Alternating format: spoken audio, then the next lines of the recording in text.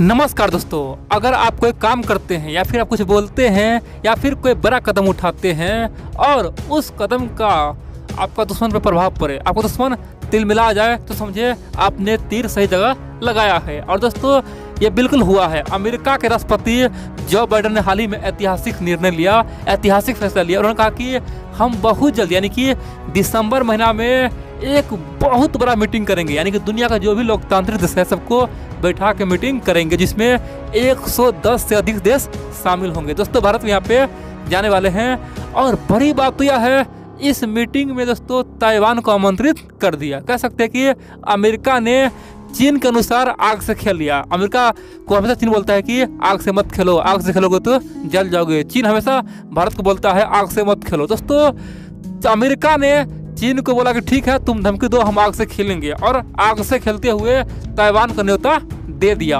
और बड़ी बात तो यह दोस्तों, इसी मुद्दे पे चाइना ने जो प्रतिक्रिया दिया है ना, चीन बौखला गया है। चीन ने बोला है कि ये हमारे ऊपर अब तक का सबसे बड़ा अटैक है। और दोस्तों यहाँ पे ताइवान ओपनली मैदान में आया, बोला है कि अब कुछ भी हो जाए अमेरिका अपना फैसला पे अड़ग रहे, अपने फैसले पे अटल रहे। अमेरिका को पीछे जाने की जरूरत नहीं है। अमेरिका हमारे लिए भगवान जैसा है। अमेरिका ने पिछले 70 सालों में जो गलती किया उसे आज सही कर लिया। दोस्तों ताइवान ने बहुत कुछ कहा है और चीन ने पहले कह दिया है कि हमें सब बांध के मार रहा है, हमारे ऊपर नाइंसाफी हो रहा है, हमें आखिर सब मिटाने पे क्यों तुला। दोस्तों चीन पहले बोल रहा है कि ये हमारे साथ घोर अन्याय हो रहा है, दुनिया वाले कहाँ है। दोस्तों चीन यहाँ पे रोना धोना शुरू कर दिया। जो चाइना कल तक बोल रहा था कि दुनिया का हम महाशक्ति है, दुनिया का हम रूपरेखा बदल देंगे, इतिहास हम बनाने वाले हैं, एशिया का महाशक्ति हम ही है, दोस्तों वो अब रोना धोना शुरू कर दिया है और युद्ध पे आ चुका। बोल दिया है कि हम युद्ध का बिगुल फूंक देंगे, हम युद्ध का ऐलान कर दिया। दोस्तों तरह तरह की बातें हो रहा है। आप लोग पूरा खबर देखिए अगर चीन ने कहा क्या है। देखिए अब जानते हैं क्वाड देशों ने आज एक बेड़ा उठाया है, वो है ताइवान को दुनिया के तमाम बड़े बड़े संस्था और संगठन में उसे फिर से वापस लाना है, उसे एक अलग देश का मान्यता देना है। और ऑलरेडी जापान ने वन चाइना पॉलिसी का उल्लंघन कर दिया। जापान हाल ही में बोला था कि अगर ताइवान पे हमला होगा तो हम चीन पे हमला कर देंगे।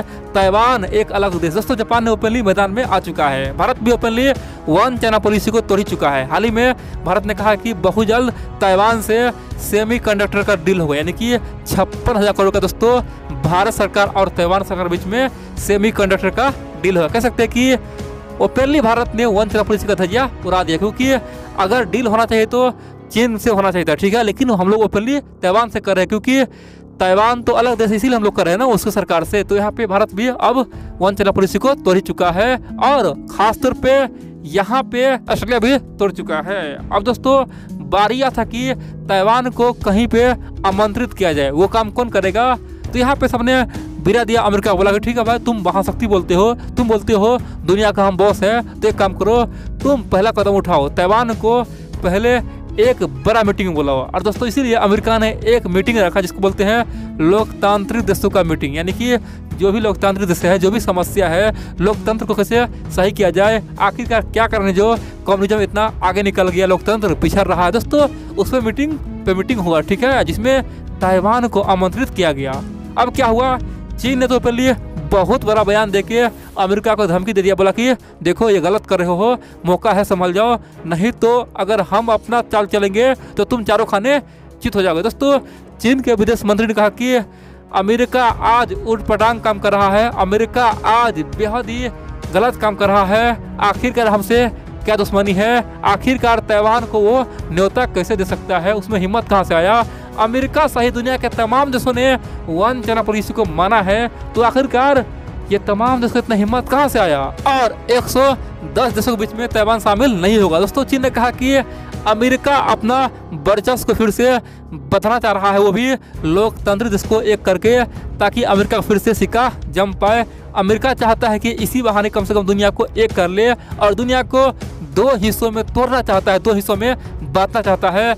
अमेरिका दुनिया में फिर से शीत युद्ध चाहता है, अमेरिका फिर से दुनिया में एक युद्ध चाहता है। अमेरिका वालों ये तुम क्या कर रहे हो, सावधान हो जाओ। दोस्तों चीन ने कहा कि हम कुछ समझ दे रहे हैं, अमेरिका सावधान हो जाओ, नहीं तो हम भी बड़ा एक्शन लेंगे, हमारे लिए ये तो युद्ध कर जैसा है। हम पे तो अमेरिका ने युद्ध का ऐलान कर दिया है, ताइवान को उन्होंने न्योता कैसे दिया। अब दोस्तों चीन अपना रोना धोना शुरू किया, उसको तुरंत बाद ताइवान ओपनली मैदान में आया। ताइवान सरकार ने ओपनली कहा कि सबसे पहले तो अमेरिका को हम खुले दिल से बहुत बड़ा स्वागत करते हैं, जिन्होंने हमें यहाँ तक लाया है और हमारा जो संकल्प था पिछले 50-60 सालों का वो आज पूरा हो चुका है। दोस्तों, ताइवान ने ओपनली कहा कि अमेरिका सहित तमाम क्वाड्स को हम बधाई देते हैं कि आज उसका प्लान सक्सेस हुआ। और ओपनली ताइवान ने यहाँ तक कहा कि चीन को यहाँ बोलने का कोई अधिकार नहीं है।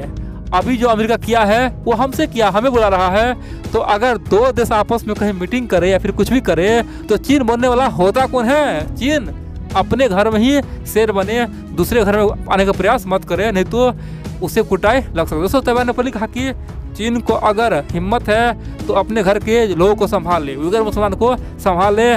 चीन में जगह जगह क्रांति आ रहा है, इनर मंगोलिया में तरह तरह के प्रोटेस्ट चल रहा है। चीन लोग बोल रहा है कि हमें लोकतंत्र चाहिए, तो चीन अपने लोगों को संभाले, हमारे अंदर दखल ना दे। दोस्तों, ताइवान ने पहले कहा कि चीन आज पगला चुका है। चीन का आज एक ही नीति है, वो है अमेरिका को घेरना, और अमेरिका को घेरने के लिए चीन ये सब बयान दे रहा है। अब आप यहाँ बोलेंगे अगर अमेरिका इतना बड़ा काम किया तो भारत को क्या कुछ फायदा होगा? जी हाँ दोस्तों, बहुत बड़ा फायदा होगा। सिंपल सी बात करें दोस्तों, अमेरिका चाइना का पता किसके लिए है? कुर्सी के लिए है। ये आज नहीं कल सही हो जाएगा, जो हारेगा वो शांत हो जाएगा, लेकिन हमारा और चीन झगड़ा जमीन के लिए, ठीक है दोस्तों? हमारी जमीन पर चीन ने हमला किया है, तो सिंपल सी बात कहे, चीन का जो रवैया है अगर यही रवैया रहा तो आने वाले 100 साल बाद, 200 साल बाद दोस्तों फिर से झगड़ा होगा ही होगा। सिंपल सी बात कहे तो दोनों आमने सामने में फिर से आएगा। तो सिंपल सी बात कहे, यहाँ पे अगर चीन कमजोर हो रहा है, चीन को अमेरिका तोड़ रहा है, ये हम लोग के लिए बहुत बढ़िया है, क्योंकि अगर हम लोग को आगे निकलना है ना, चीन से हम लोग को आगे निकलना है, हम लोगों को अर्थव्यवस्था मजबूत करना है, तो पहले चीन को इतना पे रोकना होगा। दोस्तों, जिस प्रकार से 1970 के बाद दोस्तों पाकिस्तान ने बार बार भारत में आतंकवादी भेजा और 2011 तक लगातार आतंकवादी भेजा, हम लोग आतंकवादी में व्यस्त हो गए, हमारा अर्थव्यवस्था चौपट हो गया और चीन उसी दौरान आगे निकल गया। अब बारी यही है, अमेरिका 2015 से अपना काम कर रहा है दोस्तों। जब से डोनाल्ड ट्रंप आया तब से लगातार अब तक चीन को घेर रहा है, चीन को उलझाए हुआ है, और यही प्रक्रिया कम से कम 2040 तक चलते रहे। अमेरिका चीन आपस में लड़ते रहेगा, दोनों आपस में उलझेगा, उसी दौरान हम लोग आगे निकल जाएंगे। सिंपल सी बात करें तो भारत को भी आगे बढ़ने के लिए रास्ता है। मान लीजिए एक सड़क है, एक सड़क पे एक साइकिल पे दोस्तों 2 आदमी बैठा हुआ है, एक पे अकेला बैठा हुआ है। सिंपल बात करें तो यहाँ पे अमेरिका चीन एक ही साइकिल पे सवार है, दोनों आपस में लड़ झगड़ के चल रहा है, जबकि भारत सिंगल आगे निकल रहा है। तो हम लोग के लिए यह अच्छा मौका है।